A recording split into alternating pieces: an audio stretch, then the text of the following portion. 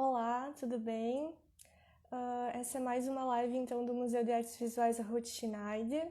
Nosso convidado de hoje vai ser o Erviton Quartieri. Só estamos esperando o pessoal chegar, nosso convidado chegar, para darmos início à nossa conversa.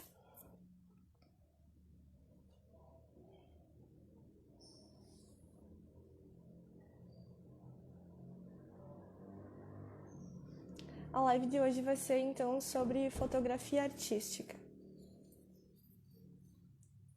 Deixa eu ver aqui.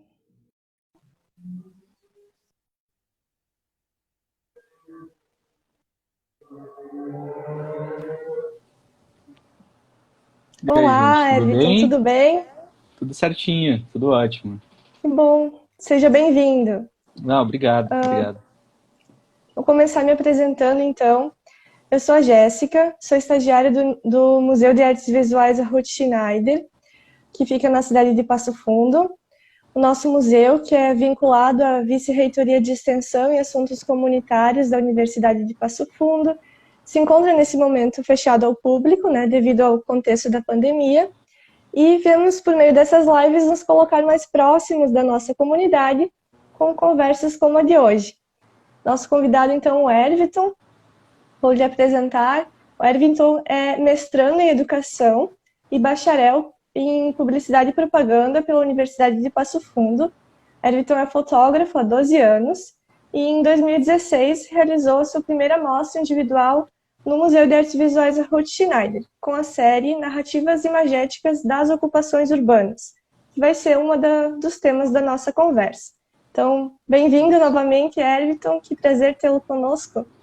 Muito obrigado, prazer ter recebido o convite também, né?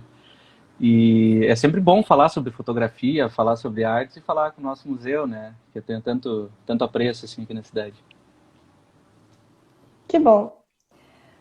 Vamos começar falando do começo, então. Desde quando você fotografa, né? Você nos disse que é fotógrafo há 12 anos e Sim, autodidata. Então, de onde veio essa identificação pela linguagem fotográfica? certo. 12 anos profissionalmente, vamos dizer assim, né? Eu me identifico com fotografia já fazem bem mais do que esse tempo, desde que eu era criança, e minha tia acabou comprando uma primeira câmera pequenininha, assim, daquelas compactas e tal, de filme, né? Da Yashica, uma câmerazinha pretinha linda. E eu tive contato com ela e acabei me apaixonando por aquilo, que até soava um tanto quanto mágico, da gente fotografar, esperar, ter que mandar para um lugar e dali a pouco ter a fotografia na mão. Fotografando com a memória, eu acho que eu fotografo desde os 6, 7 anos, mais ou menos assim. Mas na fotografia profissional, no caso, eu comecei em 2008, no caso, fotografando produtos, né? Aquela coisa Uhum. de conseguir mexer bem certinho na câmera e tudo mais, foi fotografando produtos numa empresa familiar que a gente teve. E depois disso, festas e toda aquela velha saga do fotógrafo iniciante, né? Que Basicamente interessante. isso. É, Uhum. bem legal.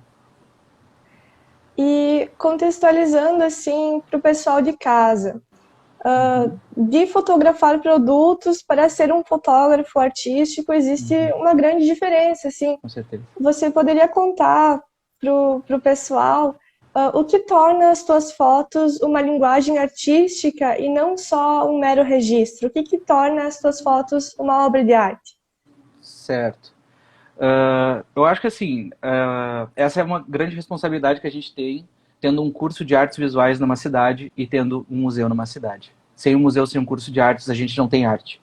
A gente não tem porque falta curadoria, né? Então, por exemplo, quando as fotografias elas existem de forma desordenada, elas simplesmente existem. Elas não têm uma série, elas não têm um contexto e tudo mais.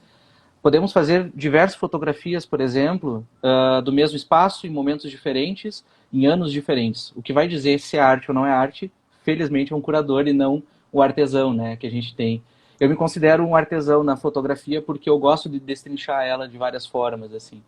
Então, por exemplo, a fotografia de produtos, claro, ela me deu a base da fotografia, o modo manual, as coisas. Eu sempre fui interessado de pegar uma câmera e poder destrinchar o máximo do potencial dela. Eu até estava olhando, a minha primeira câmera não está aqui em cima, mas a compacta depois eu mostro aqui. Ela está aqui do lado. Foi uma câmerazinha pequenininha, né? Digital, bonitinha, assim. E o que faz a gente começar a pensar um pouco é até uma responsabilidade que a gente até vai conversar sobre um museu, né? Sobre a responsabilidade de se ter um museu de artes na cidade. Que existe a fotografia como registro, mas também existe a questão da gente transportar para a arte, né, um registro. Então, por exemplo, a expressão de uma pessoa, ela é a arte. O registro é uma informação, então ela é um resgate histórico de um município, né?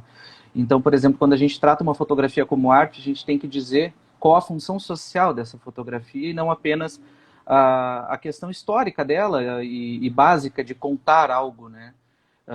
Como uma fotografia banal, digamos assim, do dia a dia, né? O cotidiano que a gente vê no Instagram, em outras redes sociais, e hoje popularizada com o celular, o que é muito importante para contar a história da nossa época, né?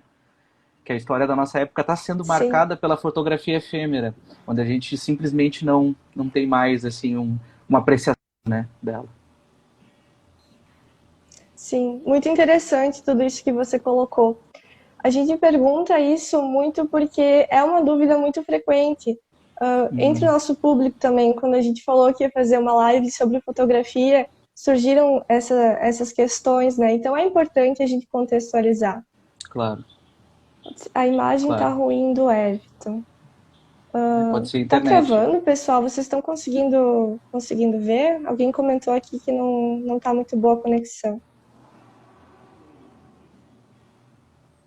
Vamos ver uma resposta. Everton, você está conseguindo me ouvir? Tá perfeito. Para mim tá perfeito aqui. Uhum.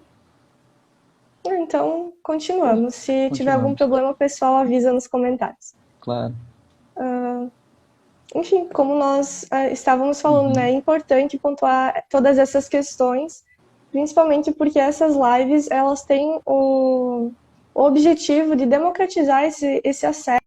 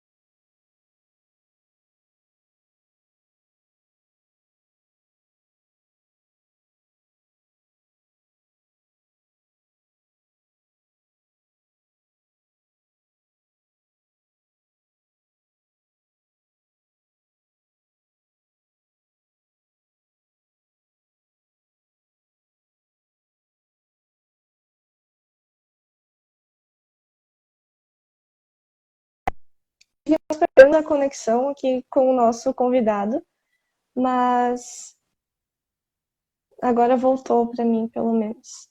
Vamos tentar recuperar essa conexão.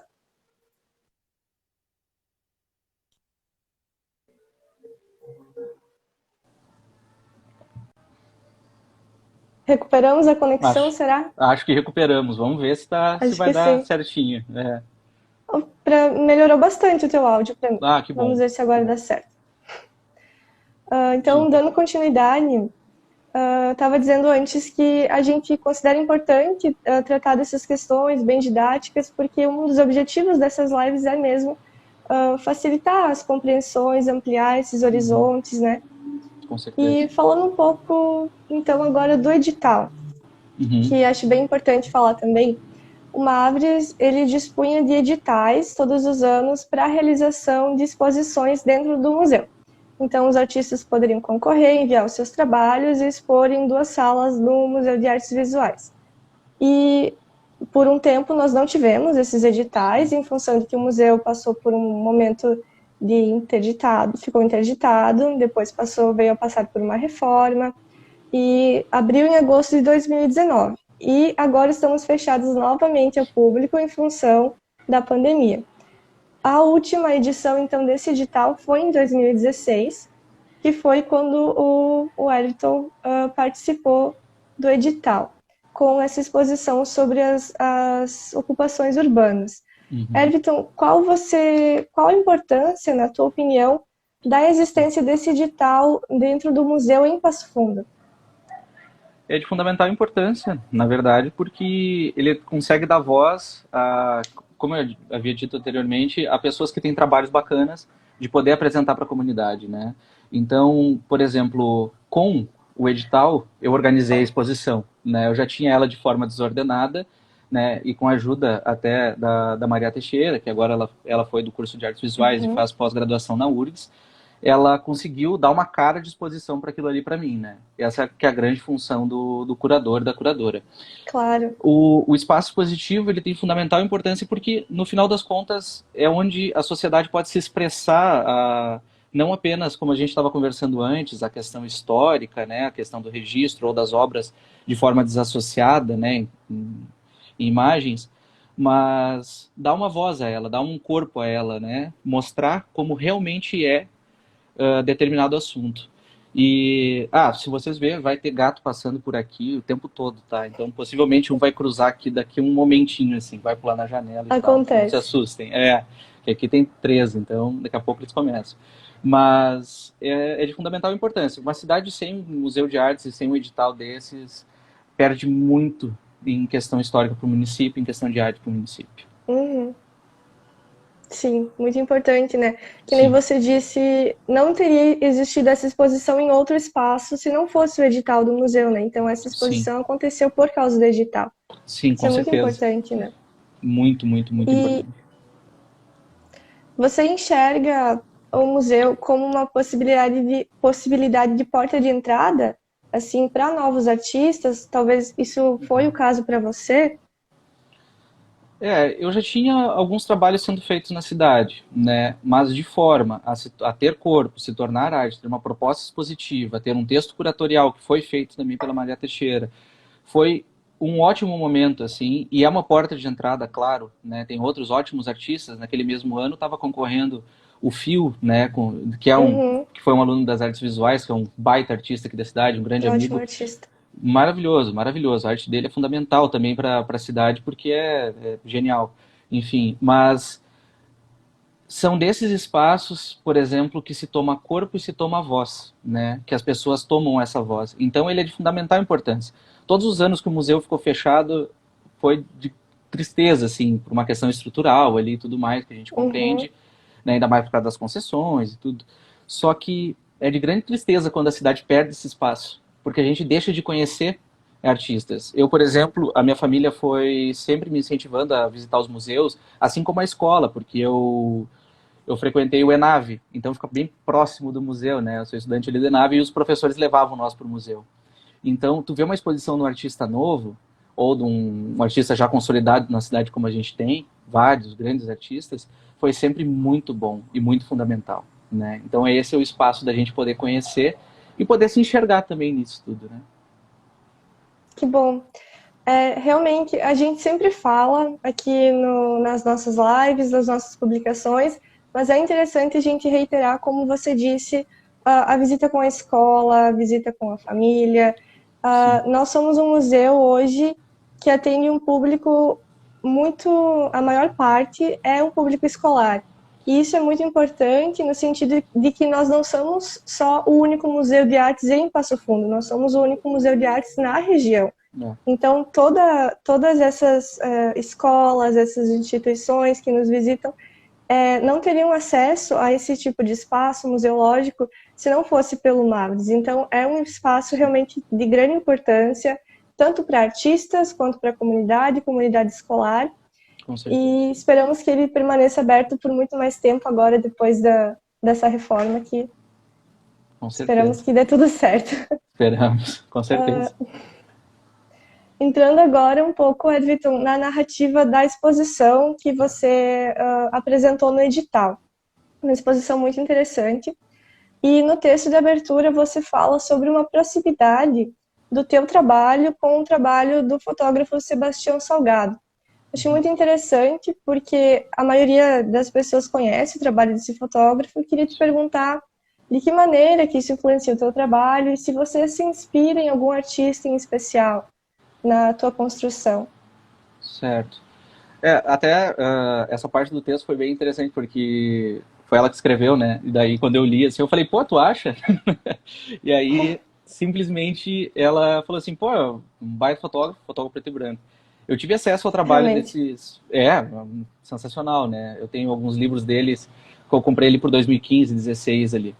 E é uma inspiração, claro, por ser um fotógrafo das antigas agências, né, que nós tínhamos no país e tal, como a Magnum, entre outras.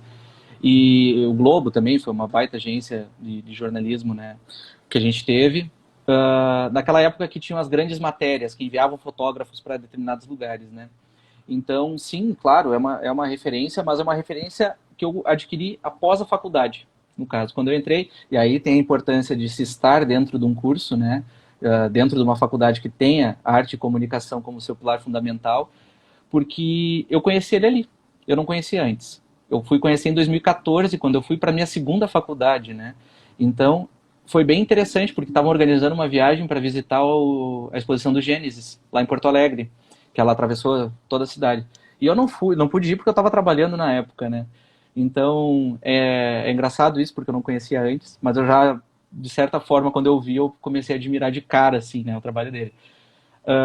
A questão da narrativa da exposição, né? Eu venho de uma família de comunicadores, no caso, né? Minha mãe era jornalista, eu tenho um tio em Porto Alegre jornalista, outra tia professora, enfim, e que sempre está ligado a alguma coisa com comunicação. Meu avô também foi radialista. Mas o que eu quero dizer é que desde cedo minha mãe sempre falava assim para mim: aprenda a observar, né? Aprenda a ver as coisas antes de falar sobre elas. E foi bem interessante porque, na verdade, minha primeira câmera eu nunca fotografei. Eu até escrevi uma vez um texto, não lembro se foi no Dia das Mães, no Dia das Crianças, no Natal, porque eu ganhei uma câmera de Natal dela, que eu xaropeava ela para poder ganhar isso. Ela me deu a câmera, só que ela me deu a câmera sem filme e falou assim: primeiro, tu vai aprender a fotografar, aprender a ver. Depois, tu vai fotografar, senão tu só vai gastar filme. Hoje eu tiro um outro significado para isso, né? Que é o Uhum. significado do aprender a ver e não apenas a fotografar, né? A clicar, a fazer os registros de forma em demasia. Que hoje o celular a gente segura o clique e faz uma dilatação de 100 frames aí em segundos, né? Então hoje eu tiro como algo muito importante, fundamental, porque para a exposição eu estava trabalhando dentro do poder público aqui da cidade e eu comecei a fazer fotos dos senegaleses. Eu trabalhava junto com uma vereadora daqui, a Cláudia, que desenvolvia um trabalho social fundamental para a cidade, onde a gente conseguia dar voz a essas pessoas. Essa exposição começou muito antes, quando eu gostava de fotografar a cidade, ainda lá de cima do sétimo céu, e olhar para as exposições, para a disposição da cidade. Aquela grande ocupação e a cidade ao fundo. É uma foto clássica da cidade aquela, uma foto clássica. Sim, é linda. Muitas pessoas fazem e é um cenário bonito e tudo, e mostra um contraste também. E aquilo acaba, por vezes, incomodando, de certa forma. Algumas pessoas diziam: por que você quer fotografar? Aquela parte é feia, tenta recortar dali para baixo que só deixa o Cortar, né? panorama. E, na verdade, eu fui cada vez mais descendo. Até que eu me encontrei com aquelas pessoas, pude conversar com elas e tudo mais. Então, dali existiam algumas fotos. Outras fotos de outras ocupações da cidade. E com uma preocupação do seguinte: nunca contar a história pela minha visão, mas contar com a pessoa.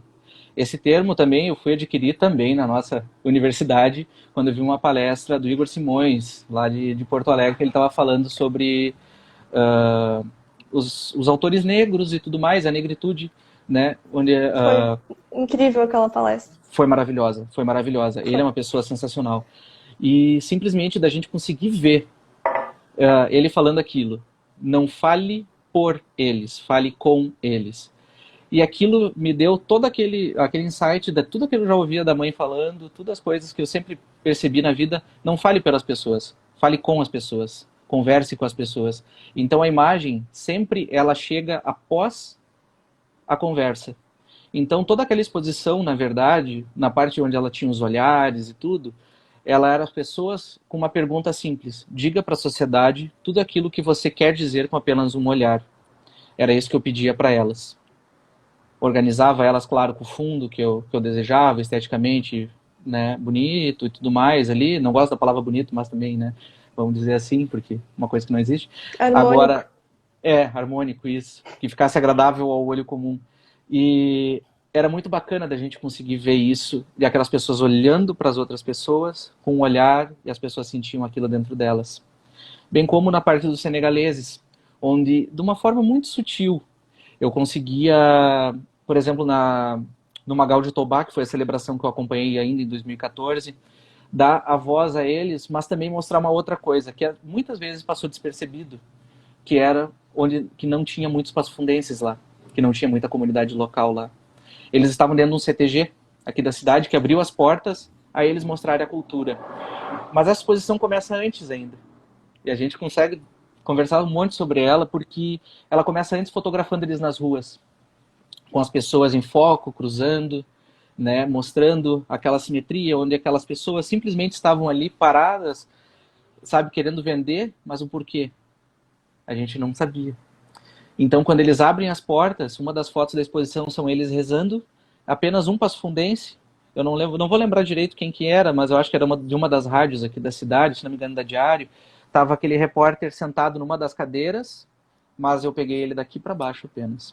E aquelas pessoas rezando, eram eles que importavam, aquela pessoa de fundo desfocada, dando voz a eles e mostrando aquela fileira de cadeiras brancas, vazias, né? Então, por exemplo, a gente tinha que tirar o preconceito de dentro da gente e mostrar de fato que existem as pessoas, são novos ciclos. Eu venho de família também, que possivelmente deve ter sido refugiado, você também, e a gente vive nessa cultura de, né, de várias culturas juntas. Então, a exposição ela tem uma narrativa própria, ela tem toda uma questão.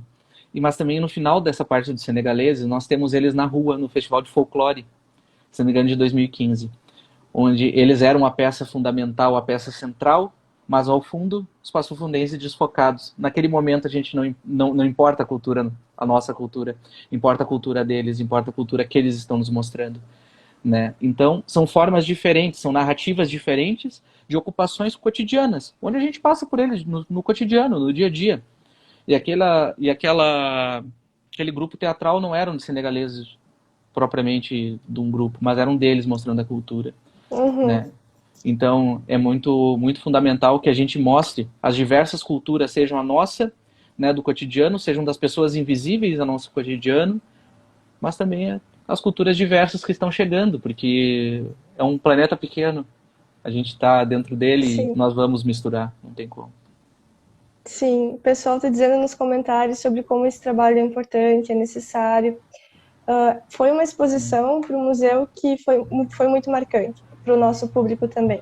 E as pessoas perguntavam, ainda depois que a exposição se encerrou, né? As pessoas vinham e perguntavam sobre aquelas fotos, porque foi muito marcante. É um trabalho, o teu trabalho, muito forte, com muita sensibilidade, mas que tem muita força também e marca muito. É muito Obrigado. interessante nesse sentido também. Obrigado.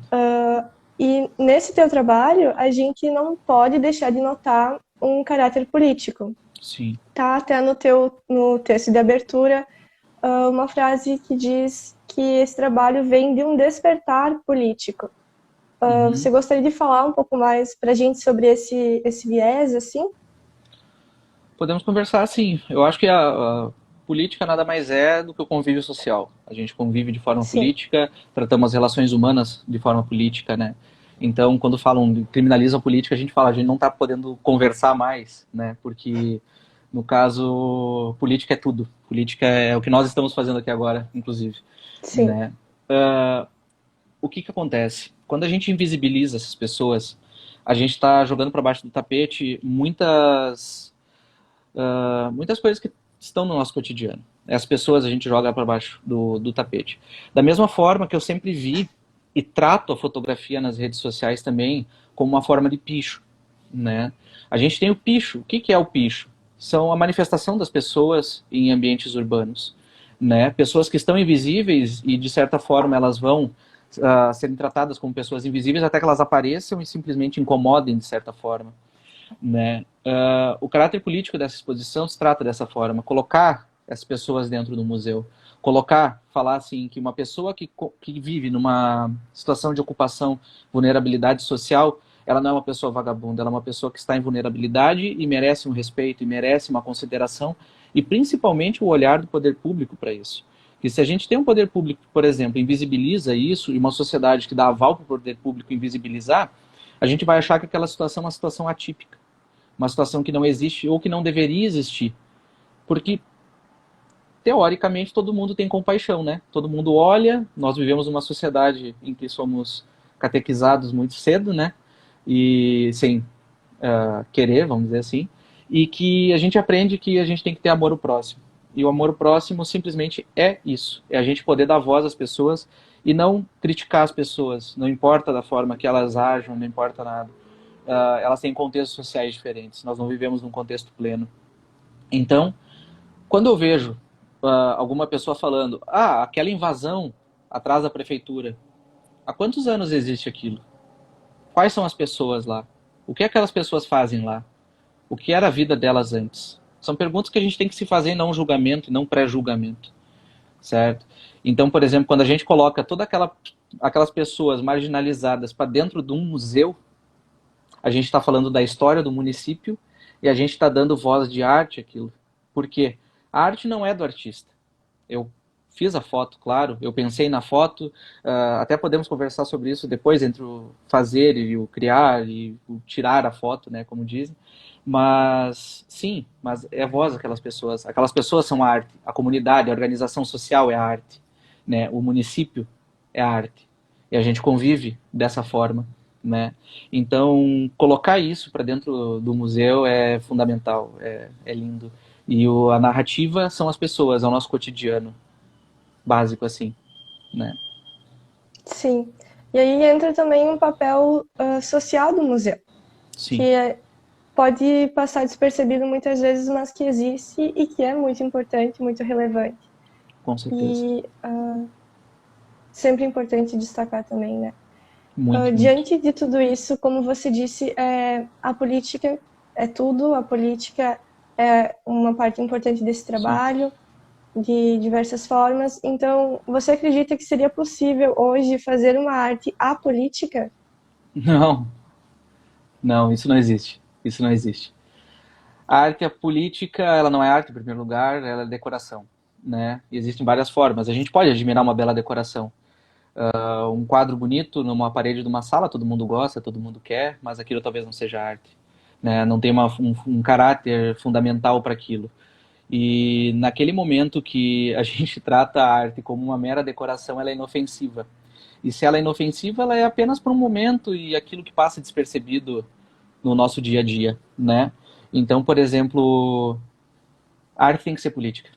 A arte tem que ser fundamental para colocar argumento na boca das pessoas, para elas questionarem a sociedade, né? Por exemplo, eu estava num papo uma vez com a Miriam Postal, que tem várias obras no museu, e ela falava assim, sempre me perguntam por que eles viraram para o lado.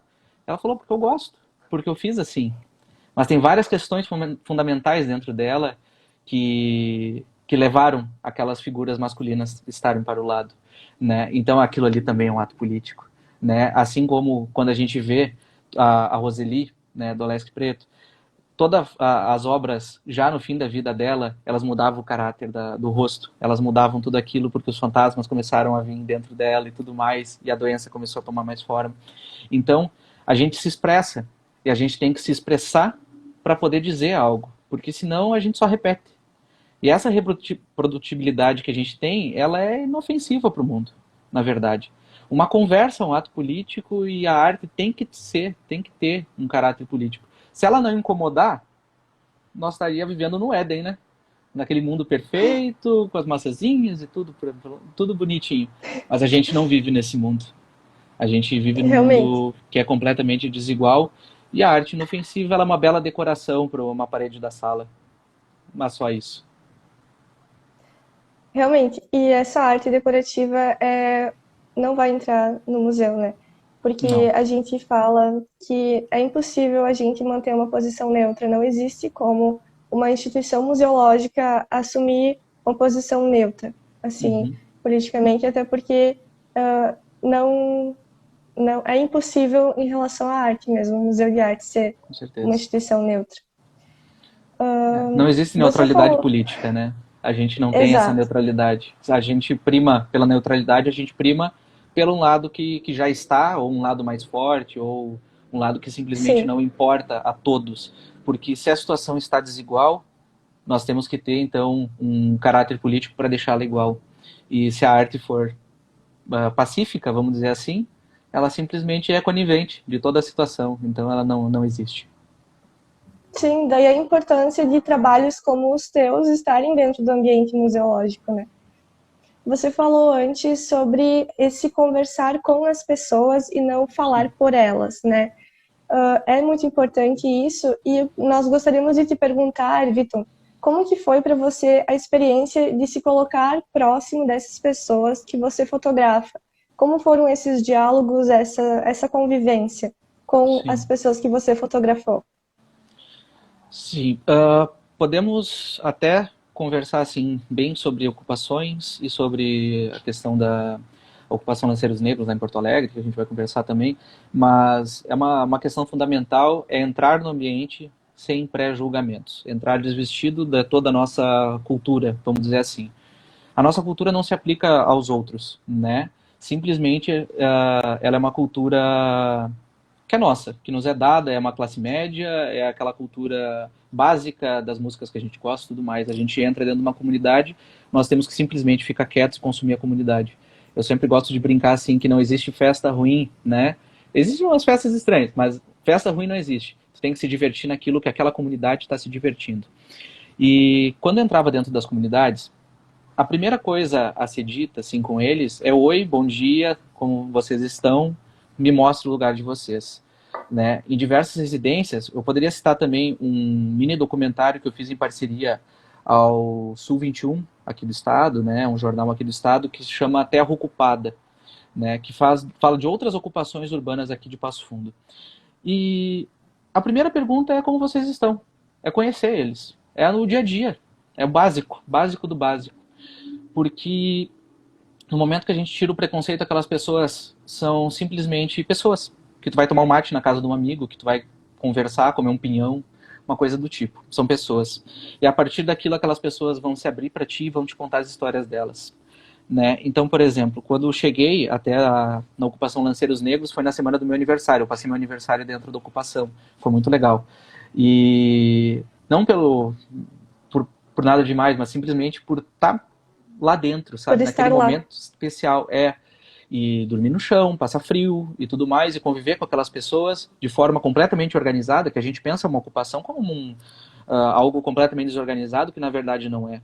Né? A Lanceiros Negros, eu vi que a Luísa falou ali agora há pouquinho do MLB, é um movimento também lá de Porto Alegre e tudo mais, a nível de Brasil também, que prima pela organização das pessoas. Então a Lanceiros Negros era um prédio desocupado no centro de Porto Alegre. Todo mundo tinha conhecimento daquele prédio simplesmente que é um prédio desocupado e só tem vagabundo lá dentro, que entra, era ponto de tráfico, ponto de droga e tudo mais. Quando o movimento entrou para dentro disso, eles organizaram. Não entrava mais droga, não entrava mais bebida alcoólica. Existiam as festas ali dentro que eram festas como se fosse uma festa, como a gente tem de costume aqui na nossa região, festas paroquiais quase, né? Onde as pessoas confraternizavam e tudo. Então era uma coisa organizada. Existia cama, existia comida para todo mundo, existiam refeições para todo mundo. E aquelas pessoas que perderam suas casas em enchentes, em desabrigo de qualquer outra forma, com preços de aluguéis exorbitantes que estavam na capital, e principalmente pelas condições de vida que a gente vê nas periferias. Então, aquelas pessoas ganharam uma segunda chance no centro de Porto Alegre, num prédio público desocupado há 12 anos. Né? Que, se não me engano, foi no governo Ieda que eles construíram um Uhum. prédio novo e desocuparam aquele. E era um prédio extremamente central. E era engraçado, porque naquela região a gente sempre andava por lá. Eu tenho um tio meu que mora em Porto Alegre, então a gente ia visitar ele, aquela região muito perigosa. E no momento que a Lanceiros tomou forma da ocupação, né, organizada, tinha polícia do lado de fora, naquela região. A região se tornou segura, principalmente por causa que tinham famílias lá dentro, trabalhando na região, e a polícia ali, achando que eles iam fazer algum mal, mas simplesmente eles estavam ali, na verdade, fazendo até a segurança daquela família. O problema foi a forma com que teve a reintegração anos depois, um ano depois, de forma extremamente Sim. truculenta pelo governo do estado. Foi muito interessante poder observar todas as pessoas podendo ganhar voz e podendo me mostrar as coisinhas. Nós entrávamos nos quartos. Nós fomos em 3 pessoas para dentro da Lanceiros Negros e simplesmente ela foi maravilhosa. Foi um momento maravilhoso ali porque, por exemplo, existia carinho. Existiam placas, corações desenhados, existia carinho dentro de uma ocupação de um prédio desocupado. E quando a gente pediu para eles e ganhou voz para eles, foi lá pelo segundo dia. A gente não fez entrevistas no primeiro dia. Nós tínhamos que conhecer, nós não podíamos chegar com a câmera e falar: oi, tudo Fala. bem? Fala. E não é isso. É simplesmente as pessoas estarem acostumadas com nós e a gente poder dar voz. Porque tem uma coisa dentro das ocupações que é muito fundamental. Para todo fotojornalista, uma das coisas que tanto Salgado, Gilles Pérez, Jorge Peter também, com alguns trabalhos, mas é fundamental que a gente veja as ocupações de uma forma de que são pessoas, que não são qualquer coisa, qualquer movimento social, qualquer coisa do tipo, são pessoas. E nesse momento, tu entra para dentro dessas comunidades e tu vai ver uma decoração, um quadro, tu não vai ver sofrimento. O sofrimento existe pela escassez, pela falta, né? Uma falta, talvez, uma carne, por exemplo, uma das entrevistadas se não me engano, foi na ocupação Vista Alegre, aqui em Passo Fundo, ela falou assim: pela primeira vez em muito tempo, eu estou podendo comprar uma carne para comer no domingo com a minha família. A gente não conhece a história dessa pessoa antes disso. A gente não sabe que ela foi papeleira a vida inteira, né? E a função social que a papelagem faz para a cidade, a reciclagem faz para a cidade, né? Agora, no momento que a gente entra para dentro da casa dela e troca o nosso afeto com o afeto dela, simplesmente a gente contribui para que aquela pessoa ganhe voz e ela conte a história e não pelas vozes, por exemplo, de um jornal apenas. Mas que ela diga, ela tem que dizer a história dela, ela tem que falar. As pessoas na rua, elas não querem saber. Eu lembro de um trabalho na publicidade que a gente fez, que a gente ia fazer assim plaquinhas para o carro dos papeleiros na cidade. É todo trabalho, uma imaginação que a gente teve, um brain que a gente teve, que diria assim, tipo, você já deu bom dia pro seu Zé? A gente não conhece ele, a gente não sabe o nome dele, mas a gente passa a conhecer ele, a partir da história dele, a partir da casa dele, a partir da troca que a gente vai ter, né? Então é fundamental que as pessoas se desvistam, porque a gente nunca sabe quando serão as próximas pessoas em situação de ocupação, né? Então a gente não sabe se algum dia a gente não vai estar narrando para outras pessoas que a gente conhece e etc, né? Então nós temos que ter esse olhar social para a fotografia e dar o olhar daquela pessoa para a fotografia, pela fotografia para a sociedade, né? Sim. Ah, isso tudo é muito relevante e eu queria saber assim, qual que para você foi a experiência ou qual foi o resultado que você viu ou as impressões das pessoas, qual foi a importância de trazer essas fotos da ocupação de Porto Alegre para a comunidade de Passo Fundo Sim. através da exposição? Existiam dentro da segunda sala ali da exposição, existiam fotos de Porto Alegre e fotos de Passo Fundo, né, de ocupações misturadas. Então, quando a gente traz uma vivência de outra cidade para dentro da nossa, a gente fala que, olha, aqui existe e aqui existe. Então, nós temos as duas realidades dentro do nosso município e dentro do nosso estado e dentro do nosso país e também mundo, né? Existem ocupações fora do país, averso. Mas o fato é a gente poder humanizar a percepção das pessoas, né? Em falar e contar a história de que muitas vezes são semelhantes às nossas, semelhantes à de uma ocupação, por exemplo, que fica na Operária, ou colocar uma ocupação que fica no Záquia, né? Entre outros bairros que a gente tem na cidade. E é humanizar. A grande verdade é humanizar. Mas trazer uma realidade de lá, que está na capital do nosso estado, para dentro do nosso município. O que é muito importante para a gente ver que a gente não está numa bolha municipalizada, no caso que não se tem problema. Porque Passo Fundo é uma cidade muito boa para se viver. A gente não pode negar isso. A gente tem condições Sim. diversas de poder viver, né? Faltam algumas. Se vocês ouvirem, sempre tem moto passando aqui que é rota em vários pontos da cidade. Mas nós temos que humanizar mais o olhar nosso e lembrar que a gente não está numa bolha. Então, basicamente, é mostrar situações, né, que a gente tem. Sim, isso é muito importante. Muito. Você falou, assim, através do texto de abertura da exposição, sobre o teu trabalho, esse trabalho em específico, como uma forma de querer tornar o mundo, deixa eu ver aqui, mais justo e habitável. Uhum. Você enxerga isso como um papel da arte como um todo, ou você enxerga isso no teu trabalho em específico, nessa situação específica? Tornar mais justo e habitável. Eu gosto disso. Eu gostaria que o mundo fosse mais justo e habitável, né?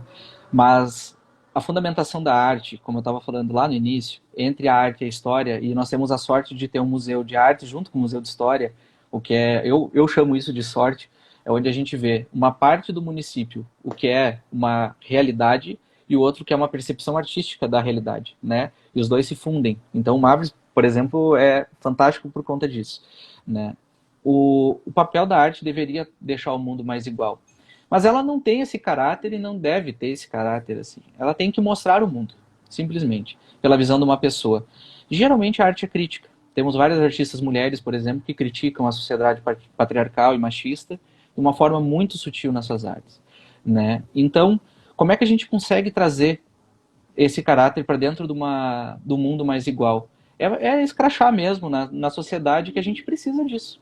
A gente precisa de um mundo mais humano, a gente precisa de uma sociedade que olhe para o outro e que não oprima o outro e que não traga desavenças ou preconceitos daquilo que não se tem conhecimento, porque não nos é colocado, por exemplo, dentro de um ensino fundamental, aulas de política, aulas de sociedade, inclusive foram retiradas aulas de sociologia, o que deveria ser obrigatório, né? As aulas de artes, propriamente ditos, muitas vezes a gente tem aquela coisa no colégio da educação artística, Sim.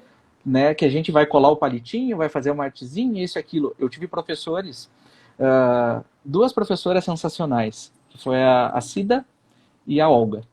As duas professoras, elas simplesmente romperam com tudo isso e fizeram um grupo de teatro no colégio, em turno inverso, dentro da sala de física, para vocês terem ideia, dentro da nave isso.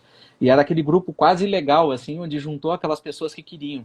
E a peça era Dom Quixote, mas eles tinham que estudar o livro. Né? A peça nem veio a ser atuada em algum espaço e tudo mais. Porém, a gente teve toda a vivência do teatro, que foi linda, e foi uma leitura e tudo mais.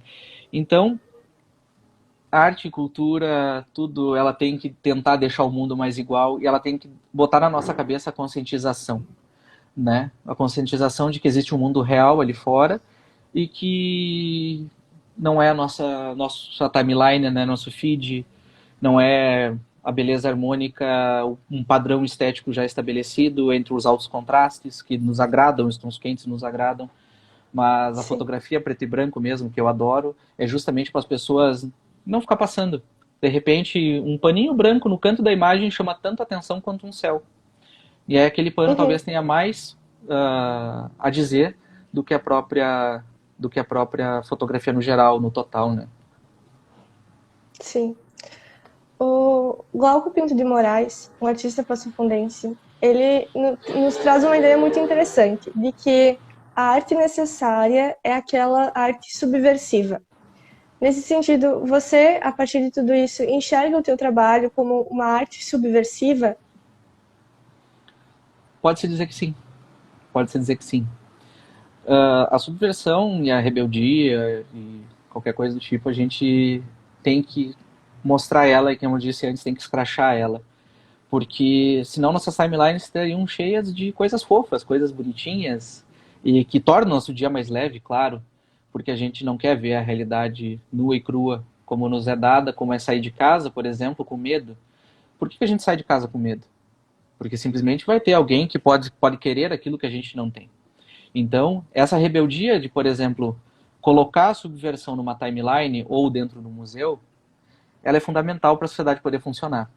Silenciosamente, durante alguns anos, até você havia mandado uma pergunta da Desconhecidos Íntimos, mas eu vou puxar só um Uhum. ganchinho dela, que é o seguinte, Claro. aquela Desconhecidos Íntimos, ela surgiu de fotos do cotidiano, que eram simplesmente pessoas em situação de vulnerabilidade no município. Aquelas fotos foram publicadas mais um abençoado aí. Aquelas fotos foram publicadas sempre próximo do horário de almoço. Eram fotos que muitas pessoas chegavam para mim falar: por que tu quer botar mendigo na nossa mesa no almoço? Eu falei: porque é para te comer também essa realidade, cara. Né? As fotos não ganham muitas curtidas, elas não são bonitas. Elas são bonitas esteticamente para a questão fotográfica e nitidez e coisas técnicas que quase não importam. Mas elas têm uma função de desacomodar, de tirar aquela pessoa: putz, estava comendo meu macarrão aqui e agora estou aqui largando ele porque, me embrulhou. Não fui eu que embrulhei. A fotografia existe, mas é de uma realidade. Então, se ela existe e te embrulha, por que tu não faz alguma coisa contra? Né? Então, nós temos que pensar na realidade dessa forma. Porque se a gente se dá incomodado por uma realidade, se a gente tem medo de um assalto, a gente não quer um assalto. Mas a gente não é contra aquela pessoa. Aquela pessoa está dentro de um sistema e a gente quer que aquilo acabe. Então a gente tem que lutar pelo que o sistema acabe. Né? Ou que ele mude. E se a gente ficar calado só pedindo algo ostensivo e tudo mais, não é solução. É jogar para baixo do tapete mais uma vez. Então a gente tem que ser subversivo. Falava antes do picho, essas fotografias foram como pichos nas timelines. Inclusive, essas obras, enfim, que eu fiz durante anos, eu voltei a publicá-las na pandemia. No início desse ano, eu sofri um acidente doméstico que me deixou um pouquinho diferente da minha realidade assim, no dia a dia. Né? Acabei hospitalizado por mais de um mês, então eu não podia sair à rua. Logo depois veio a pandemia, que eu também não poderia sair na rua, que minha saúde estava fragilizada. Então eu sofri 2 quarentenas aí meio forçada, né? Mas o fato é, quando eu estava vendo tudo aquilo, tudo bonito nas timelines, eu pensei: por que não divulgar essa exposição agora, né? Pelo Instagram. Sim. De uma forma em que as pessoas saiam da coisa bonita, de que a quarentena é bonita, quer dizer, que a quarentena é difícil, mas existe parte bonita do mundo, existe a parte difícil do mundo. Então eu comecei a fazer isso de forma praticamente diária, cotidiana, em que eu divulguei mais de 40 imagens que iam de coisas boas, coisas pacíficas, uma pessoa correndo com o seu cachorro numa praia, isso existe, mas existe também uma pessoa mexendo no lixo, e esse lixo diz lixo orgânico. Uma foto minha de 2014 ou 2015, em que todos somos tratados como lixos orgânicos, onde vamos para valas, assim como desovamos o nosso lixo orgânico, ou devemos desovar o lixo orgânico na lixeira orgânica. Né? Então, a arte tem que ser subversiva, a fotografia tem que ser subversiva, e senão ela perde a função dela. Né? Que pode existir, mas tudo bem, né? Mais ou menos isso. Sim. Isso mesmo, todo esse trabalho é um gesto subversivo, né? Sim. E talvez seja um gesto subversivo a gente trazer isso para dentro do museu, a gente reiterar isso aqui na nossa live, a gente trazer esse tipo de temática, porque faz parte do nosso papel social, do nosso papel como instituição, se colocar próximo da comunidade de diversas maneiras, e essa é uma delas, né? Então isso tem uma relevância muito importante, assim. Acho que vamos nos encaminhando quase para o final. Eu queria se o pessoal tiver perguntas, pode ir mandando, tá? Falta só uns minutinhos para encerrar o nosso tempo. Isso. Queria te perguntar, Everton, como foi dito no começo da nossa live, que você é mestrando em educação, você é publicitário. De que forma que essa formação acadêmica influencia no teu trabalho? Qual que é a importância dessa formação acadêmica? O gato. Certo. Passou a maninha aqui por perto. Então, eu ia cursar jornalismo, na verdade. Eu sempre tive interesse no jornalismo, mas minha mãe me falou várias vezes que se ela viesse a falecer, minha mãe já é falecida, se ela viesse a falecer e eu fizesse jornalismo, ela puxaria meu pé. Então eu tive um pouco de medo nisso, né? Mas brincadeiras à parte, que ela falava realmente isso, eu fui fazer publicidade, porque eu vi uma urgência numa coisa. Nós temos que saber não vender um produto para aquelas pessoas, porque eu já gostava de fotografar elas, mas simplesmente vender elas, mostrar ao mundo elas, vender a palavra delas, né, a situação delas. Então, eu gosto de publicidade no sentido geral, né, porque, enfim, é uma paixão, acho que esse mundo lúdico dela nos faz despertar de várias formas, inclusive a publicidade, até um tema da minha publicidade foi a violência simbólica de gênero dentro dos anúncios publicitários no Dia das Mães. né, que a gente tem aqui no município, de uma empresa aqui do município, enfim, não preciso estar aqui. Mas o lance é que fiz uma pesquisa no decorrer de anos. Porque isso incomoda. Isso incomoda. A gente tem que mudar o olhar das pessoas para aquelas coisas mais banais. Comentava hoje no almoço. Como a gente consegue, por exemplo, mudar a sociedade de forma em trabalhar nos espaços que já tem na cidade? Como é que a gente muda isso? O olhar para a mulher, o olhar para a sociedade, o olhar para o ser humano, né? De um olhar igualitário, sem a gente propriamente precisar vender qualquer coisa para aquelas pessoas de forma abrupta, mostrando uma sociedade lúdica que elas talvez não tenham acesso. Então, quando fiz toda uma análise da antropologia do imaginário dentro disso, pude identificar que a nossa cidade está parada há 60 anos nisso. Então, a publicidade entra dessa forma, né? E a gente poder mudar esse olhar social e o olhar humano para as pessoas. E o mestrado em educação, na verdade ele surgiu, ele agora está um pouquinho parado justamente por conta do meu acidente, né, que eu tive ali em fevereiro, dia 17 de fevereiro, mas educação, por que educação? A gente carece de didática quando a gente cursa publicidade. E eu carecia das fundamentações, os pilares didáticos, porque meu curso é um bacharel, é um curso mais voltado à técnica e o olhar que me surpreende muito, mas o curso da Universidade de Passo Fundo, ele é um curso voltado ao ser humano. Inclusive o projeto experimental da publicidade e propaganda geralmente é feito para ONGs aqui do município. Eu acho uma coisa fundamental e essencial, né, para um curso de publicidade e propaganda. Mas esse caráter, por exemplo, eu tive que levar para o fotojornalismo. Então, a fotografia publicitária ela foi para isso, porque ela é diferente da fotografia jornalística, mas a didática, para quê? Para me tornar um professor um dia. Eu adoro lecionar. Durante 6 anos, deixa eu pensar, desde 2014 eu dei alguma oficina na faculdade mesmo, depois eu fui convidado todos os outros anos para participar das semanas acadêmicas, né, da Faculdade de Artes e Comunicação, com a última oficina, que era o ver fotográfico para além da técnica. Então, por exemplo, a gente tratava de parar de fazer foto, de tirar foto e começar a fazer fotos, de começar a fazer isso. Porém, como é que a gente faz isso se a gente só aprende a técnica? Nós não temos. Então, eu acho que isso é fundamental. Eu participei de núcleos de estudos dentro da universidade, projetos experimentais dentro da faculdade, enfim, que simplesmente eles me deram isso e uma inquietação, que era, estamos faltando com didática nisso, talvez. A gente precisa de didática, porque os cursos de licenciatura têm muito bem, por causa dos estágios e tudo mais. Então, já no meu primeiro semestre do curso de mestrado, eu já dei essa oficina para a semana acadêmica e mudou completamente a oficina. Eu pedi para o pessoal do diretório acadêmico, na qual fiz parte durante anos, né, pela reabertura dele e tudo mais, se eu podia dar uma oficina que não fosse técnica, que fosse uma oficina voltada à construção da percepção do ser e não do fazer apenas, do tirar apenas, né? Que existe uma diferenciação muito grande. Então, os cursos aqui da universidade, eles vêm de encontro a isso, né? E foi esse pilar fundamental que me fez buscar esses cursos, né? Basicamente isso. Isso é muito importante. A gente enxerga isso como essa formação mais aprofundada, essa formação acadêmica vem acrescentar muito na linguagem artística de diversas formas. Na live contigo a gente percebe isso, a live que houve com o Fernando Staller a gente percebeu isso, com o pessoal do Canhotório, porque não só necessariamente o curso de artes, mas as vivências que vêm através de outros cursos, as percepções, vêm acrescentar muito nesse fazer artístico, né? Com certeza. Nós estamos acabando nosso tempo. Tranquilo. Então, Everton, eu queria te agradecer muito pela tua participação. Acho que foi um diálogo muito importante, muito relevante para o nosso público, para o pessoal que acompanhou. Obrigado por terem assistido também. E é isso aí. Eu fico muito feliz pelo convite. Inclusive, eu recebi ele muito alegremente na tarde da quinta-feira passada, né?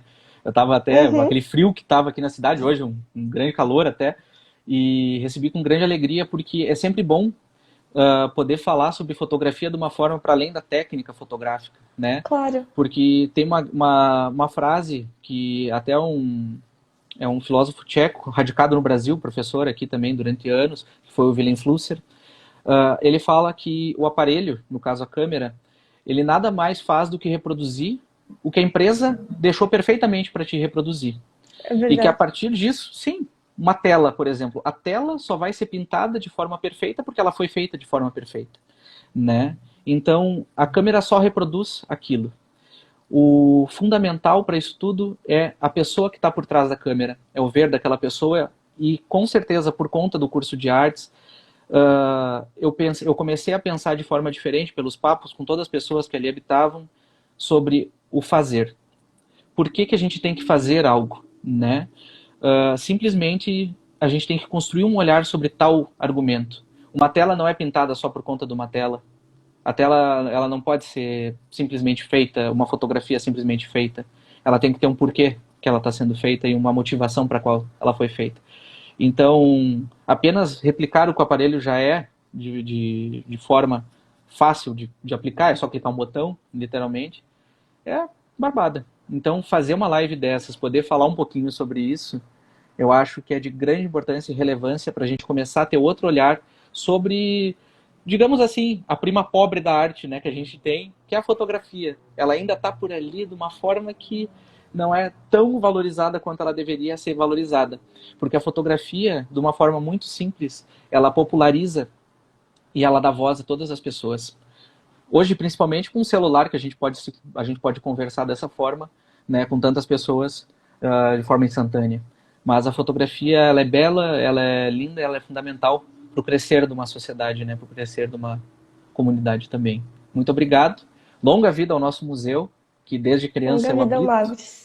Nossa, com Isso certeza. aí. E espero muito que depois da pandemia eu possa rever vocês numa grande abertura de exposição muito bonita. Com certeza, nós estamos muito ansiosos por esse momento. Imagina. E obrigada, então, Everton. Nós ficamos muito felizes por poder fazer chegar até as pessoas esse conteúdo que é tão importante, esse trabalho que é tão relevante como o seu. Muito Muito obrigada, obrigado. pessoal. Então, acompanhem as próximas lives, as próximas publicações do Museu de Artes Visuais Ruth Schneider. E é isso aí. Até a próxima. Até a Obrigada. próxima. Obrigado.